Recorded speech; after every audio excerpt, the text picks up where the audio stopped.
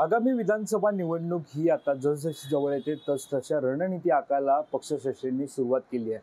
कालच मुंबईमध्ये आपण पाहिलं तर केंद्रीय गृहमंत्री अमित शाह यांनी दौरा केला आणि त्यानंतर महाविकास आघाडीमध्ये सुद्धा बैठकांमध्ये सत्र जे ते सुरू झाले।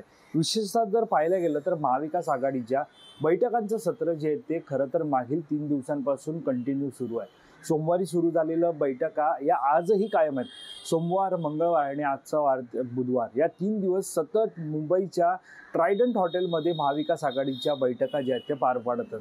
महाविकास आघाडीचे सर्व नेते मंडळी या बैठकीला हजर आहेत। या बैठकीचं कारण म्हणजे केवळ एकच, ते म्हणजे जागा वाटप।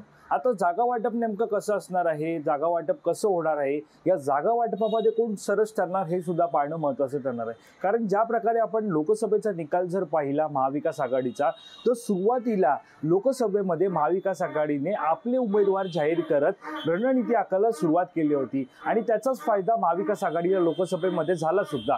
त्याचं कारण असं होतं की जर लवकरात लवकर आपला उमेदवार घोषित केला तर बाहेर जाऊन प्रचार करता येतो, जनमानसात जाऊन आपल्या प्रचाराच्या ज्या रणनीती आहेत त्या आखता येतात आणि जनतेला आपल्यापर्यंत खेचता येतं। ही सगळी जी खेळी होती ती महाविकास आघाडीने आखली होती। त्यानुसार उमेदवार सुद्धा निश्चित केले होते आणि उमेदवार निश्चित केल्यामुळे जसा प्रचार ठरवला होता तसा प्रचार सुद्धा केल्यामुळे फायदा जो आहे तो निश्चित महाविकास आघाडीला झाला।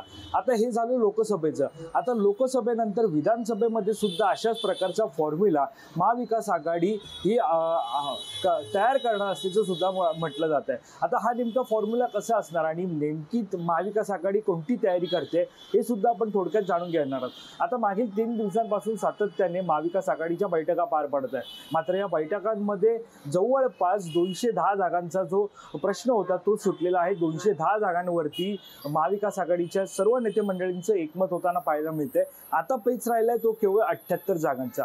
या 78 जागांमध्ये जर आपण पाहायला गेलं तर अनेक जागा या विदर्भातल्या आहेत। कारण विदर्भामध्ये जर पाहायला गेलं तर उद्धव ठाकरे यांनी सुद्धा अनेक जागांवरती निवडणूक लढवून आपल्या शिवसेनेला आपण पाहतोय तिकडे विजय मिळवून दिला होता। तर दुसरीकडे आपण पाहतोय की अनेक जागा आहेत ज्याच्यावरती काँग्रेस आणि राष्ट्रवादी काँग्रेसने सुद्धा निवडणूक लढवली होती। खरं तर विदर्भामध्ये काँग्रेसचा हा बालेकिल्ला असं म्हटला जातो, मात्र अनेक जागांवरती काँग्रेस दावा करते, दुसरीकडून राष्ट्रवादी काँग्रेस शरदचंद्र पवार पक्षाकडून सुद्धा दावा केला जातोय। आणि आता या इकडे जर पाहायला गेलं तर या विधानसभा निवडणुकीमध्ये विदर्भातील अनेक जागा अशा आहेत ज्या काँग्रेसला निवडणूक त्या जागांवरती लढवायची इच्छा आहे, मात्र कुठेतरी पेच हा कायम आहे, विदर्भातला हा पेच कायम आहे। कारण तिन्ही पक्ष विदर्भातील ज्या जागा आहेत त्या जागांवरती आपला दावा करताना पाहायला मिळत आहे। त्यामुळे आता नेमक्या विदर्भातील जागा कोणासाठी जाणार, राखीव कोणाकडे जाणार, काँग्रेस सर्वाधिक जागा विधानसभेच्या पार्श्वभूमीवरती काँग्रेस सर्वाधिक जागा या विधानसभेमध्ये लढणार की विदर्भामध्ये लढणार की अनेक ज्या जागा आहेत त्याच्यावरती दावा सांगणार हे सुद्धा पाहणं महत्त्वाचं ठरणार आहे। दुसरीकडे आपण पाहतोय की जशा प्रकारे दावा हा उद्धव ठाकरेंकडून केला जातोय, जशा प्रकारे दावा हा शरद पवार यांच्याकडून केला जातोय किंवा नाना पटोले यांच्याकडून केला जातोय, आता विदर्भातील प्रश्नावरती चर्चा करण्यासाठी जवळपास महाविकास आघाडीला 3 दिवस ट्रायडंट हॉटेलमध्ये बैठक करावी लागते। आज सुद्धा बैठक जी आहे ती सुरू आहे। आता विदर्भातील चर्चेनंतर नेमका 288चा जो जागांचा एकंदरीत जागा वाटपाचा जो मुहूर्त आहे तो नेमका कधी ठरणार हे सुद्धा पाहणं महत्त्वाचं ठरणार आहे। कारण आता चर्चा अशी होते की ज्या वेळेला घटस्थापना म्हणजे आता खरं तर उद्यापासूनच नवरात्रीला सुरुवात होत आहे, त्यामुळे उद्या घटस्थापना आणि उद्या जर महाविकास आघाडीने अनेक जागा या घोषित केल्या, अनेक जागांचं जे जागा वाटप आहे ते जर जाहीर केलं तर नक्कीच महाविकास आघाडीला प्रचारासाठी सुद्धा तेवढा वेळ मिळतोय। त्यानुसार प्रचारासाठी प्लॅनिंग सुद्धा करायला जितका वेळ मिळतोय, त्यामुळे नक्कीच लोकसभेप्रमाणे विधानसभेमध्ये सुद्धा महाविकास आघाडीला जो आहे तो जोर धरताना पाहायला मिळता येणार आहे। त्यांना यश मिळवणं हे सुद्धा निश्चितच शक्य होणार आहे। मात्र ज्या प्रकारे आपण पाहतोय की ज्या जागांवरती तिढा कायम आहे, त्यानंतर तो सगळा तिढा जो आहे तो जो पेच आहे, जो 78 जागांचा पेच आहे तो किमान पाहता एकंदरीत सगळ्या दसऱ्यापर्यंत जो जागा वाटप आहे ते क्लिअर होऊन जाईल अशी सुद्धा माहिती समोर येते।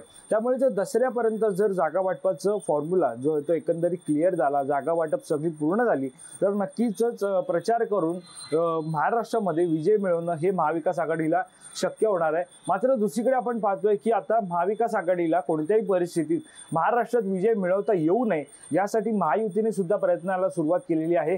जागा वाटपाच्या संदर्भातील चर्चा असेल, फॉर्म्युले असेल, हे सुद्धा महायुतीकडून ठरवले जाते। त्यामुळे एकंदरीत आता कशा प्रकारे जागा वाटप होणार, या महाविकास आघाडीच्या जागा वाटपामध्ये कोण सरस ठरणार, दसऱ्याच्या मुहूर्तावरती हे जागा वाटप होणार का, हे सुद्धा पाहणं महत्त्वाचं ठरणार आहे। कॅमेरा पर्सन अवधेश कोरीसह मी वैभव पाटील, मुंबई।